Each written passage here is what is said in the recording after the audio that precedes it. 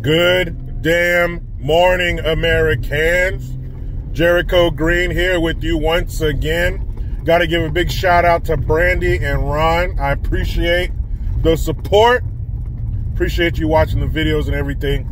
Good looking out.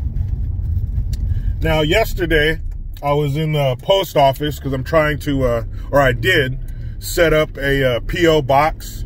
I'll put the P.O. box address in the description box. I know a few people hit me up, with certain skills and things that they make, and they wanted to send me something, so I really appreciate that. I'll put the P.O. box in the description. Like I said, thank you very much.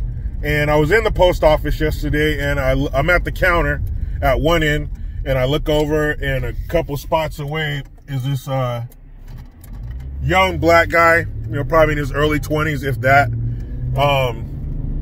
And I'm wearing, like those nylon masks you can just pull up over your mouth. I had one of those, and it was American flag, and his mask said in red letters, "I can't breathe." And I was just thinking, I was like, man, talk about opposite ends of the spectrum. And then yesterday, I'm sitting in the living room with my family. We're watching something. My daughter is on the oversized beanbag, and my son is sitting in the chair in the recliner with me. And I had to use the bathroom, and I was like, watch out, son. I said, Daddy's got to get up. I got to go use the bathroom. And he's like, don't get up, Daddy. Don't get up. He's like, just pee your pants. That shit was funny. You talk about love. I've never sat with anyone, my wife included, that didn't want me to get up so bad that they were willing to let me piss my pants. That was hilarious. So anyway, something I could not believe. But of course, this is a time of shit we can't believe. So I saw this headline yesterday, and I started reading about it, and it was a list. It was a list of things that the people of Minneapolis, the citizens, or let's call them what they are, the prisoners of Minneapolis, can do to lessen their chances of getting robbed. Now, it takes place in the 3rd precinct, which just happens to be where George Floyd lost his life. And there's new body cam footage out about that too. Not looking good. But anyway, this is a list of things that the prisoners of Minneapolis can do to keep from getting robbed and carjacked. See, crimes are skyrocketing there because, well, when you declare something a police-free zone and you're pushing defund the police, shit's gonna happen. How does the saying go? When the cat's away, the mice will fuck shit up. Side note on that real quick. I was working with one of my coworkers. She's like 25, I think. And I don't remember what we were talking about. And I said, well, when the cat's away. And she looked at me and goes, so what's the rest of it? I was like, what? You never heard that shit before? Man, put shit in perspective for me. I was like, damn, you never heard that? I must be getting old as shit. But anyway, when there's no police, criminals say, hey guys, let's do more crimes because there's nobody here to stop us. And here's some funny shit. Funny/sad. You ever Google a business and it'll list the locations of the business, if it's like a chain or something, and it'll let you know if the business is open, and if it is, it'll let you know how long it is until they close. I Googled Minneapolis Police Department 3rd Precinct, or just Minneapolis Police Department. It'll bring up a list of the different departments, and under 3rd Precinct, where this bullshit is taking place, it says temporarily closed. You can close a police station? I thought those were like hospitals. They're just open all the time. That shit said temporarily closed, like it was a restaurant or something. Well, what do you expect to happen when you make the police back off and you close their office? What the fuck do you think is going to happen? And it was some basic common sense shit. It's the same shit a father would tell his daughter when she starts driving somewhere or if she moves to another town.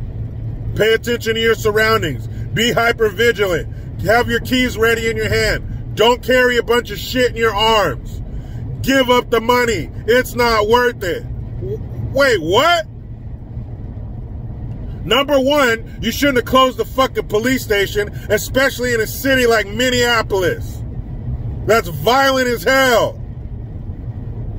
But this is what you get. Of course, more people are going to get carjacked and robbed and murdered too. There's no one there to stop it. There's no fear of consequence. What the hell did you think was going to happen, fool? What kind of bullshit suggestions were those? You know what your suggestions should have been on your list of things to keep from getting robbed? Number one, buy a gun. Number two, learn how to use it. Number three, load it. Number four, carry it. Number five, shoot anybody who's trying to rob or carjack you. End of list. If there are any questions about this list, start back at number one. Reopen the police department, put the cops back on the streets. Cops on the streets equals less crime. Criminals are less likely to commit crimes if someone who can send them to prison is present. You think out of the kindness of their heart, these thugs are going to be like, you know what, guys? There are less cops, or in some places, none. It is a police-free zone. So there's no cops, guys. Why don't we just back off on the crime? You know, we'll make our crimes comparable with the level of policing. Let's do the right thing, fellas. Let's scale it back, huh? And then once the cops come back, then we can ramp up our efforts once again. Police free zone. Did you guys not learn anything from the gun free zones where everybody gets shot? Where all these damn mass shootings take place because they know no one will be there to rebut their efforts? If you're going to go shoot someplace up or commit another crime, and you know that there's a good chance that 8 out of 10 people in there got guns too, you're probably going to pick somewhere else, huh? Same goes with other criminals. If you know the police aren't there to stop you, where are you going to commit your crimes? Where are you going to increase the level of crime? Can you believe that shit? Instead of saying, hey, sorry, we're going to reopen the police precinct. We're going to hit these streets hard. We're going to make it safe for you. We're sorry. We failed you. We failed you miserably, and we apologize. Now, the whole thing that kicked this off, the death of George Floyd, there's new body cam footage out, and it's not looking good for the George Floyd side. See, remember, when all this went down, they charged them with third-degree murder. Much easier to prove. You don't have to prove intent. That's pretty much a slam dunk. You got video footage, homeboy's going to prison. But then they fucked up and they raised the charge. They bumped it up to second-degree murder. Now you have to prove intent. Now you have to prove that this cop came into the situation, oh, I'm going to kill me a Negro today. On his dashboard, he put a little tally mark. Got another one. I'm about to go out and get another one. You have to prove intent now. That's going to be hard to do, especially with the footage coming out where the police were kind to him. He was complaining about he had the coronavirus and he was claustrophobic. And they said, don't worry, we'll put the window down for you in the back of the car. We'll stand here with you so you don't get scared. What kind of evil racist cop with the intent of killing a black person that day would say, yeah, I'll stand here by the car with you so you don't get scared. I'll put the window down for you. He wouldn't put his hands on the wheel. the cop had his gun out and he didn't shoot him. Perfect opportunity. Black man, check. Won't follow orders, check. Gun drawn, check. It's everything you need to create a dead person of color. And the cop didn't bite.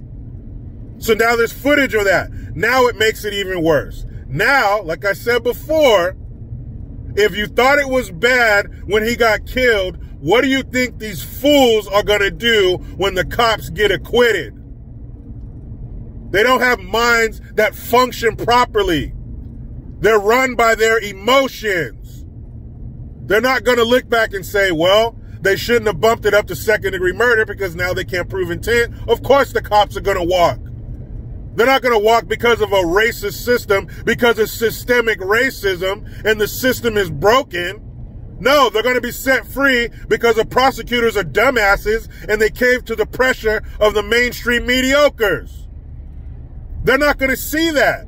They're just going to see white cop, dead black person, free to go. Let's burn it down. Just as they're getting it repaired, let's burn it down. What was that in, was it Blazing Saddles?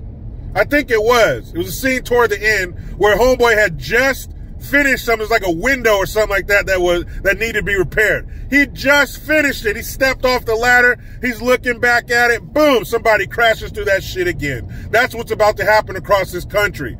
Just as these businesses are replacing their windows and taking down the boards over their doors and cleaning up the spray paint, Black Lives Matter, certain ones do. Fuck the police. Fuck 12. Once they get all that shit painted over, probably on their own dime, because the city is a worthless, spineless piece of shit. Insert Democrat-run city here. After all these people got all that shit cleaned up, they're finally, literally, putting their lives back together. Here come these bunch of organized, paid-for Antifa motherfuckers to come through and burn it all down again. Because evil white cops escape punishment from the murder of an innocent POC. That's a damn shame. And don't be surprised if they kick that shit off before the elections. Trump out of office is job one. That's all that matters. They're willing to destroy America to get Trump out of office. Don't get it twisted. These sweet and sour sniffles we're dealing with.